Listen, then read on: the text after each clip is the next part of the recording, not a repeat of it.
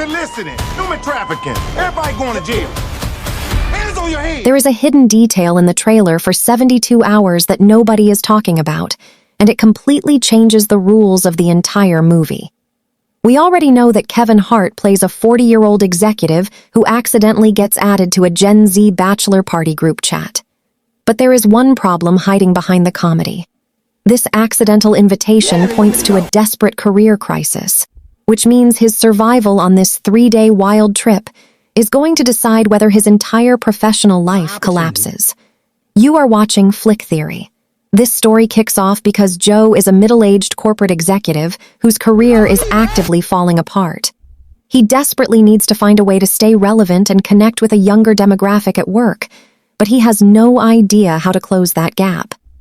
The disruption happens when a simple technology error puts him into a private group chat with a group of 20s planning a bachelor weekend in Miami. This is where the entire system of the comedy shifts. Joe does not quietly leave the chat or ignore the mistake.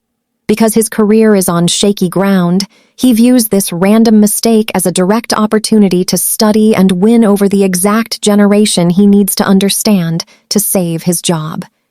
This logical choice forces Joe to pack his bags and show up to the party as an uninvited older guest. This creates a brutal chain of cause and effect. Because Joe is trying to prove he can hang with a group half his age, he is forced to participate in every extreme scenario they set up. This will lead to a series of escalating physical disasters, including a massive run-in with a drug cartel and a brutal jellyfish encounter that completely alters his physical appearance. This dynamic shifts the core function of the characters.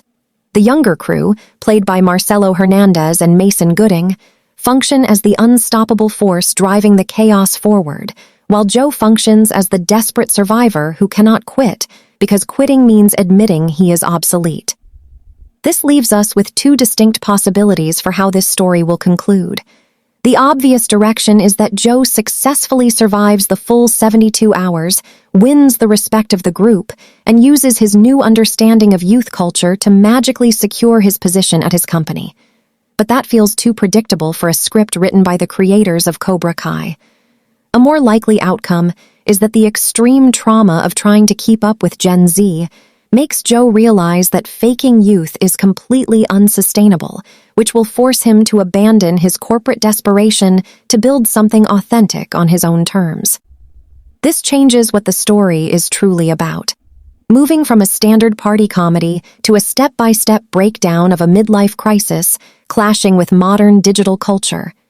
Will Joe find a way to survive the final hours of the wildest weekend of his life, or will trying to stay relevant completely destroy him? Please subscribe our YouTube channel